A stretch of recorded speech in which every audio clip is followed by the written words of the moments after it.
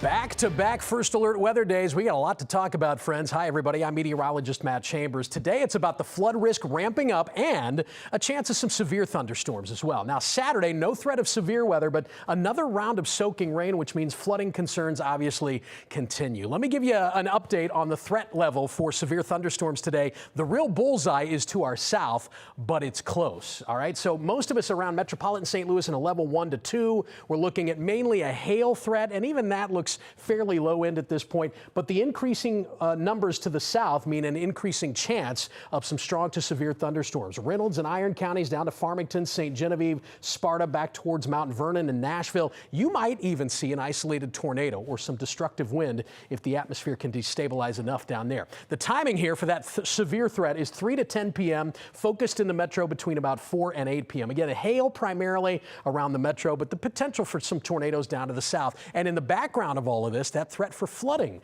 continues. I think the evening commute tonight is going to be a rocky one. Thunderstorms potentially strong in the metro. Watch this as I move the clock forward. Some of these storms to the south and southeast from 7 p.m. to about 10 p.m. could be really, really strong. Let's keep an eye on that potential as well. But again, the flooding calculations just sort of continue to tally, right, as the rain gauge continues to fill. Now, overnight, we get a little lull in the action, but unfortunately, the rain comes back at us on Saturday. This is 10 a.m., mid to late morning. Showers come back in, a few rumbles of thunder, but again, nothing severe. And then that moves out. Now on Sunday, you still might have a couple of spotty light showers, but the big story is basically over at that point in terms of the flash flooding threat. We do have a flood watch that encompasses almost the entire area through Saturday night, but the threat of river flooding will continue with some smaller tributaries not hitting crests until early next week. Rainfall totals 3 to 6 inches in the metro. That is significant, even heavier to the south, and it looks like things will lighten up pretty quickly as you head back to the west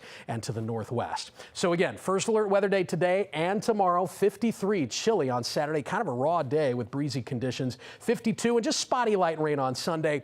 Here comes some payback, all right? Much of next week looks pretty quiet. Just a low chance of some showers around Wednesday and Thursday. And then I've got temperatures bouncing back to near 80 by the tail end of the 10-day forecast.